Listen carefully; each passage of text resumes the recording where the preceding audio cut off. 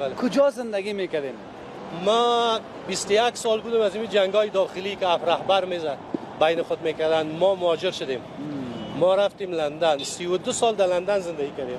اینمی اولادای ما تمامش در لندن کلان شدن و بعد از 32 سال اینا تقریبا 3 ماه شد ما بالاخره تصمیم گرفتیم که بیایم در دارالاسلام در کشور خود. همینجا بر همیشه آمدیم، از اونجا مکمل بریدیم.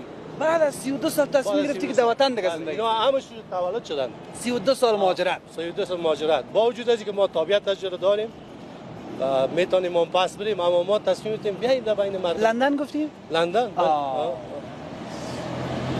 جالب است. مردم از اینجا میخواد که بره خارج زندگی کنه، میگن اینجا وضعیت اقتصاد خوب نیست، آینده معلوم نیست، ولی شما بعد از 32 سال تصمیم گرفتین که باز هم در وطن زندگی. والا اعتراض میگه شنیدن کی بود مانند دیدن. هر جای مشکلات خود داره. فرض کنیم ما اینجا ما در وطن خود مشکلات است، فرض کنیم فقر است، این مسائل است، اما پروردگار میگه بنده دو حق سر ما داره، یکی از ما مرگ نخواه، یکی روزی.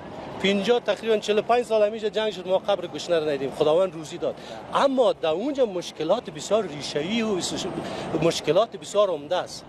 فرض کنیم اولاد میبریم مکتب نمیفهمی که چی درس میتیش، برخلاف باور و ارزش‌های دینی که داری، برخلاف فرهنگ، برخلاف عنعنات سنتی که ما شما داریم، اولادت درس میدن. اگر اولادت به بسیار مشکل زیر دارید بگیری، نواسط دست میرفت.